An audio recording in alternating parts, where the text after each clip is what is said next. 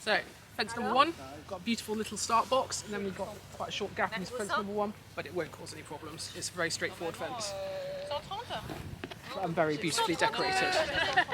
Fence number 2, it's a bit of a beast. Personally, it would scare the crap out of me, but for them, it will be a real straightforward fence.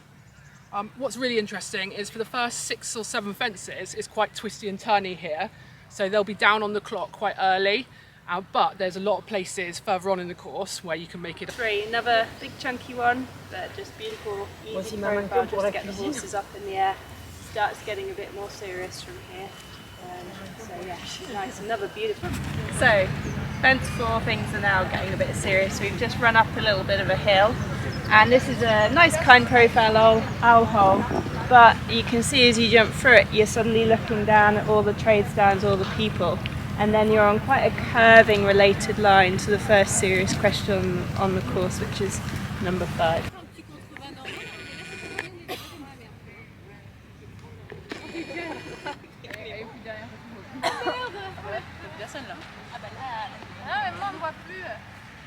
Okay, so this is the kind of fence that gives me nightmares, but in reality it will probably just jump well all day. It's got a decent ground line. There's a bit of a ditch, it's on a bit of an angle. There is an open door to the right, so you might see 1 or 2 just lose their attention coming up the turn and skip out to the right, but I suspect it'll just jump like an easy ditch brush, and on they go with the rest of their course. Number 6 in itself is quite a straightforward fence, but it's how it relates to everything else behind it. So number 7 comes up quite quickly with a step down, and then you going into the water. So this is itself, the fence is pretty straightforward, but the questions then come up thick and fast very quickly. So this is number 7, this is the drop down. From here it looks like a really serious drop, but then you go down the other side and actually the ground is much more gradiated and it's not actually a steeper drop. But what then happens, what makes this fence a bit more complicated, is the questions then come thick and fast.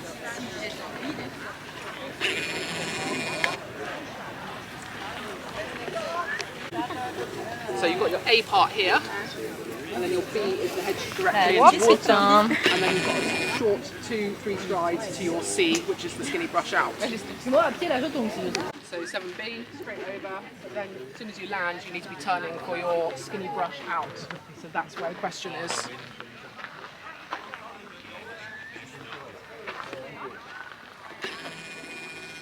This is the alternative. It's a more sizable fence in, but you've then got 4 strides at least until your skinny brush, so you've got more time to think, and you can also get yourself on a much straighter line so it's more obvious to the horse.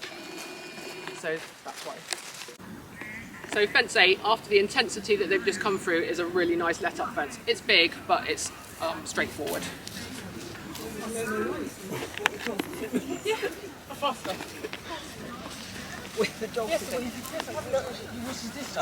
And just for the note, I'm 5'8". Okay, so we finally left the first field. We've stopped twisting and turning and we're actually going cross country now. So we've got a nice chicane just to open us up. It's not a big one, wouldn't look out of place in a sort of B intermediate, but just gets you going again. And it's got a slight gradient downhill, so they can't just gallop at it, but... Yeah, and it's a bit under the trees, so a little bit considered light to dark. It's got running water through the middle, but at this stage, they'll be fine.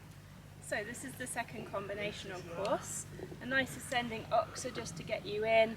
And then it's a pretty straightforward, slight curving 3 strides to the corner. It's a very friendly corner. It's got a nice bit of brush on top. I think they'll just pop through here like a school exercise at this level. It's kind of the exercise, you see it now from B100, don't you? You just have a longer distance in between, and obviously it's smaller. It's very obvious straight in front of the horse. You have to be a bit more open to the oxer, but it rides on a nice distance. And then a soft forgiving corner. Yeah. So there's your straight line. It takes you directly. Okay, just another big old fence. Although what you do notice, although this is a championship, it's only at the 4-star level. So if you walk up to the jumps like this at badminton, they are bigger and beefier. They can have that much more spread on them. Just got a lovely ground line, and it'll just ride beautifully. And then the terrain here is it's not hilly, it's undulating, isn't it? Yeah, it's enough terrain to sort of keep you going a bit up and down, but it's not steep hills up and down. It's just nice rolling parkland, really. So we shouldn't see too many exhausted horses. There shouldn't be tired horses until when you see the course a little bit later on and it gets a bit more technical. That might just make them a bit brain tired, but the ground's beautiful. Yeah, the ground is amazing. This, I think, looks worse than it probably is, but it's a clever fence because you're coming off quite a tight turn and it's just inviting horses to clatter it if you haven't got the right setup and speed, and especially the next one, which is skinny. And even though it's on a direct straight line, it is pinned and it's quite a substantial size. So if you lose the canter, you're a bit long and flat and they leave a leg, then you're going to have a chance of pinging the pin. And it's got a little bit of a ditch and it's got a little bit of a drop, so again they might lead to their hind legs again if they're a little bit fat in their canter profile. This looks like a massive fence, but if you come out it's not quite such a big fence, but it's clipped, it's got the yellow mim clip, and then it's hinged in the middle, so what happens is if a horse leaves a leg or it completely misses and goes over the front, the clip pings. And it will then activate in the middle to save a horse fall or for a serious accident with a rotational.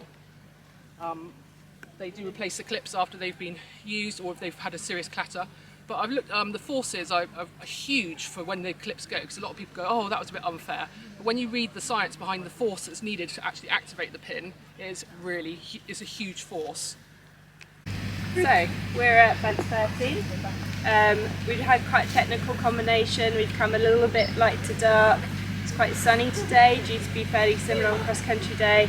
But we just got a lovely open profile brush with a bit of a fake ditch underneath it, just to get the horses back up and going. Got a bit more of a galloping stretch now. We're going on to the wettest part of the course in a bit of a water meadow, but nothing technical coming up for a few more fences now. So 14, course designer's given them a choice here. You can take the turn slightly wider and come to a slightly straighter approach, or you can come on more of the turn, maybe take a small risk on this rail. They're big enough brush boxes, but the brush itself is quite kind, so most will just skip through and on to the rest. We think most will take the inside line. Yeah, I can't see many doing the alternative. Also, the alternative isn't any smaller. It's no smaller, it's just a slightly wider kind of line. Yeah. So this in itself isn't a hard fence. What makes it slightly harder is, firstly, an experienced horse is going to start eyeing up this one, which isn't to be jumped first of all, and then they've got slight undulating ground, a bit like the badminton has, before jumping it on quite an acute angle. I can't see it causing too many problems because I think horses nowadays jump so many of these, but it's just a bit clever. You've had some softer profile fences, and you just have to make sure your line's right because it's very easy for them. If they fall slightly on their one shoulder, they can pop out the right. If you don't fancy the acute angle, which I think, again, most of them will go for the acute angle because it's not a big fence in terms of width, they can take a longer alternative. And the longer alternative is round the back of the house, around the back of the railings, and then you've got the straight line to fence 15 rather than on the angle at the moment, which will be about here on the flowers. Okay, so when you first walk up to this water, which doesn't look like a water at the moment, I think they're going to put more water in it, there's a huge number of different fences. They go through this water twice, but on each pass through they've got an option of what they do, so I'll kind of talk you through it. The first time they go through the water, they just run into the water and they have a choice of either jumping the thing in the middle, the skinny in the middle, or running all the way out up the lip of the bank and the skinny on the far side. We couldn't really work out why they've given them the option here. I think they'll all just go for the skinny in the water, but maybe they know something I don't know. They then go off and do just a loop with no jumps to come back round, and then they jump the log to get back into the water. Decent log, nice ground rail, jumps them back into the water. Then they jump this brush in front of us here, so that's quite a tight curving line to come back to the brush. I suspect most will jump it on a bit of an angle, because it then relates to the next fence, they've got to go back into the water, so I think they'll probably become quite surprisingly acute. And then we've got to jump back in via a corner over here, which I'll show you in a minute. So this is their last pass through this water. They jump, not a big corner, but it's a corner back into the water, and then they run on out the other side. There is an option to this corner, so anyone that has a glance off, they can hook back round and jump over the hedge, but I don't think we'll see many have a problem here. So if you look back at it now, we're just saying we think the complexity is not necessarily the individual fences, but how you link up the log to the brush box in the water and then swing back to the corner, because you can see from here it's pretty tight. You've got a bit of a guide rail to keep you in towards the corner, but they're very related. Yeah, if you have a slight awkward jump over B, you have not got very much time to sort yourself out and get the horse thinking forwards again. So it's a plain fence, but it is related to the next one, which is one of the most technical combinations that we've had on course. It's got a 90-degree turn after it, so I expect to see them cutting it a little bit across. It's not a wide fence, but the straighter you jump it, the slower your turn's going to be. So those really going for the time, they're going to be on a bit of a slice. So this is the first quite complicated fence, and Sandra Rothroff, who will be one of the favourites here, and she's just walking it now, and it's been interesting watching their line and also where they're putting the curve in. We've also got the ground jury behind us, and they're discussing the roping because they have amended it, which is quite interesting. They've given them a wider turn into this tent, but we'll talk about it in 2 seconds. So to me this is the most interesting fence on the course. It's the only one that I'd say is 5-star technicality. It's just you have a fence with a bit of a different profile to what you're used to seeing. It's a bit brighter, a bit more in your face. Off a sharp turn, you've rolled right back on yourself, and you're so committed on your line once you've jumped it. And the way that they've angled the corner and flagged the corner, there's a very narrow window of opportunity to jump that corner. Really clever. I think this will cause 1 or 2 glance-offs. Out to the left there is an alternative, which is to jump another tent fence, but I don't think that will be their plan A. I think that's just a get out of jail card if they have a problem. We're standing here now, and this is a bright fence, isn't it? Yeah, it's bright. The tent's got a little bit of flapping in it, which is more obvious from the other side. I don't know if they'll leave it a bit loose. But it was definitely catching the eye. This is hard underneath, but yeah, it's got a little bit of movement. Right, so what line's the corner?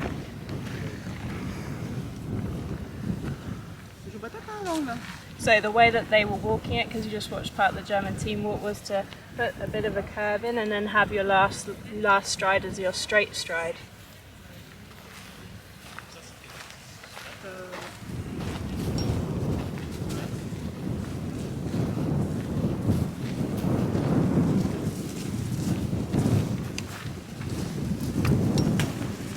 And it walks a nice distance, but it's a serious question. So if they don't want to jump the corner, then they've got an alternative tent, but it's quite time wasting, and if you want to be serious about doing well, then time, because of the twists and turns, I think time will soon mount up. So yes, this is the pretty serious question. It's built on double mim clips as well, so again they've got to be accurate, and they can't just come off that sort of tent on a flyer and a wing and a hope, because then you're risking having the penalties for the pin. It's very easy to jump this a fraction too wide, and then you're in all sorts of horrible trouble jumping into the middle of it or just crashing through the back bar. That's why the clips are on. So this is fence 21. Again, it's a fairly straightforward fence, but this is where the course designers have been really clever here. And it might not come off on TV, but actually when you walk it you realise that it's the way the fences are placed. The fences themselves are not ridiculous for the level, but they're placed together so that makes it more complex, and just, you know, as a rider you have to be really switched on all the time, make sure your lines and you've got the right gears for what you're coming across. So this is just an fairly open table type fence, but afterwards you've then got a little upright log which is on probably about 5 strides, 6 strides, a steep downhill to a ditch, and then a very, very acute angle afterwards. So this in itself isn't a very complicated fence, but it's the way it's related. So that one, you won't want to be flying over this because you're coming slightly downhill, so you need to have a bit of control. Then quite a steep downhill. So it's again, it's pinned, so you don't want to be dragging the back legs on it. So you want to be a nice pop over this, so the horse has got plenty of time to read the questions. Then you want to be towards the right of the ditch, and then that will give you a nicer line for coming out over that very acute angled brush. The log brush isn't actually very big, but it's the angle and the way it's all related coming uphill that makes it really complicated. So this is a very similar question to what we've seen at badminton. They've had the hollow before where they've had a jump in, down into the dip. Here you've got a decent sized ditch, but that shouldn't really trouble them at this level. And then they've given you an option of a left or a right brush when you get up to it. Again, very serious question, very acute angle, but when you get up to the log brush at the top, they're not that big. So I think the horses will probably pick up their line, and it probably won't cause as many issues as it looks like at the moment.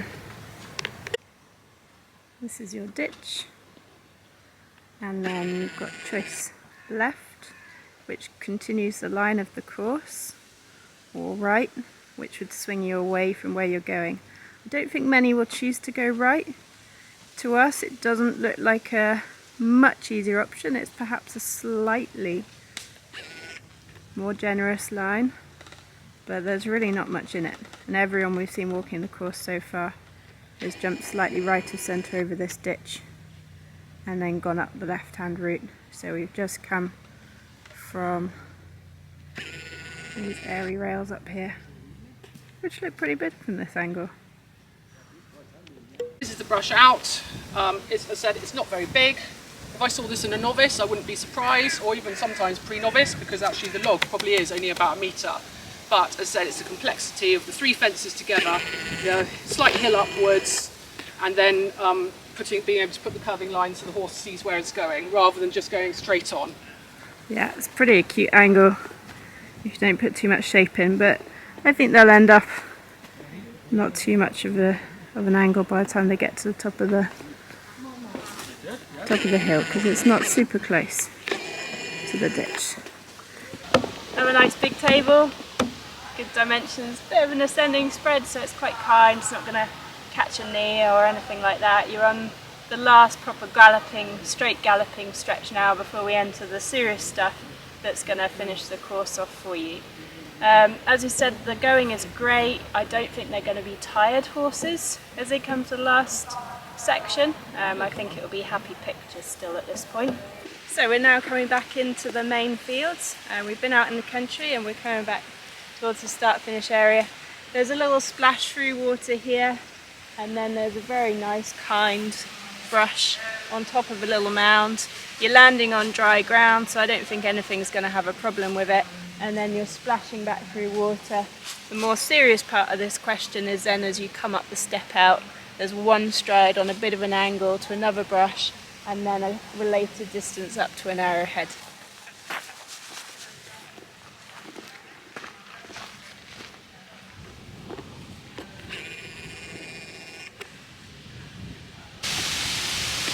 So you've got an option here.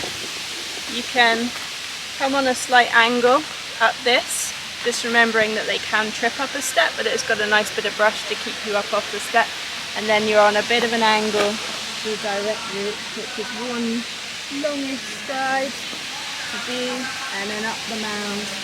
I think it walks another 3-4 strides to see. I think most will go that route, but there is a slightly slower route where you come more straight up the step. And then you're on pretty much a straight line to your B and a slightly wider curving turn. The arrowheads are pretty identical, but the line's just a bit kinder.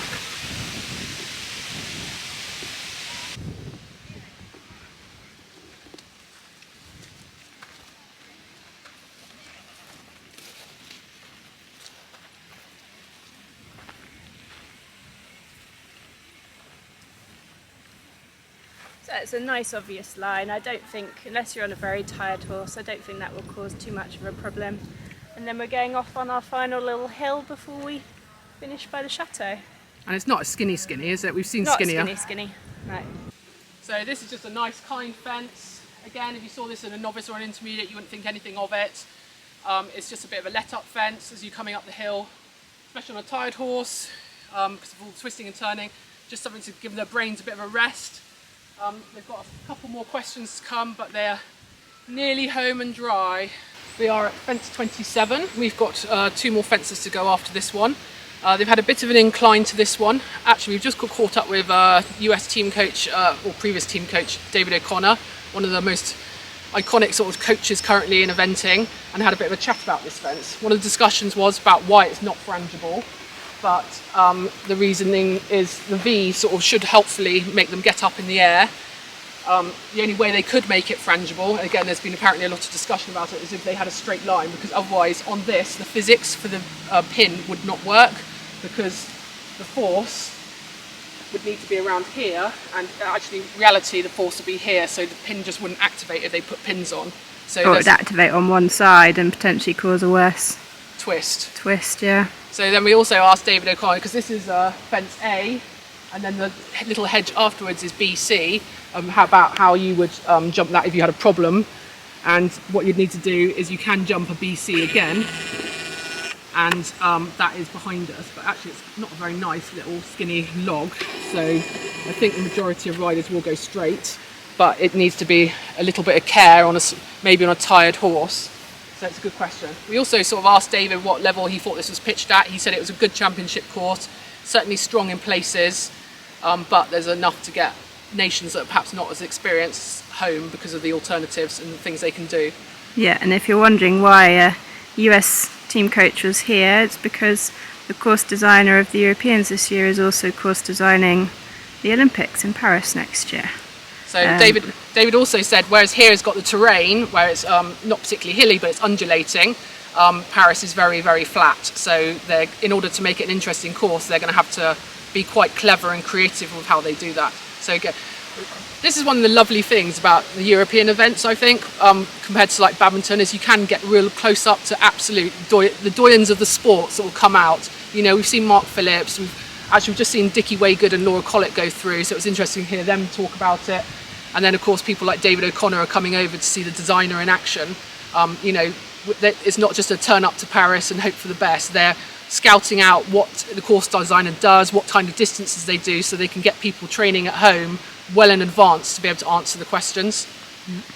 So the option here, this is like Lisa said, this is 27A, and then the thing over the ditch is BC. There is an option, but it involves swinging back on yourself. It's a very simple log, but it's numbered AB, and then what you'd have to do after that is go back down into the dip, and there's a bit of an uninviting and quite wide ditch there, which would be your C. And that's your A, that's your BC. It's on a straight line, it's not a big fence, it's not a wide ditch, and it's not super skinny, so I don't... So this question, actually Hartbury in the 4-star's got a very similar question to this, with a skinny house with a slight ditch. So it's a question that's been seen before, out and about. It's got a soft profile again on the tired horse, and it's not very wide. So if they make the effort to get up in the air, even if they're tired and will have less perambula in their jump, they'll still be fine. So the hedge will help them get a little bit of height, and then it's not wide. So on a tired horse, they'll just, you know, just have a slightly less of a curvature in their jump pattern. But no, it's enough of a question late on in the course on a tired horse. Yeah. So this is the second to last fence. You can see the last fence in the distance, so close to being home, but it's a fence you can't just come flying at. It's not got a soft profile, it's on pins, it's also a bit open, so they need to, you know, you can't just come on a longer, flatter stride in order to be racing home to make the time. So it needs a little bit of rebalancing. The natural turn will do that from the fence we've just seen. You've got two, so you've got one with where you can take if you're on a maybe slightly tireder horse, you can take a wider turn for the left side, or this one is slightly more angled, which I imagine they'll very, very slightly angle it.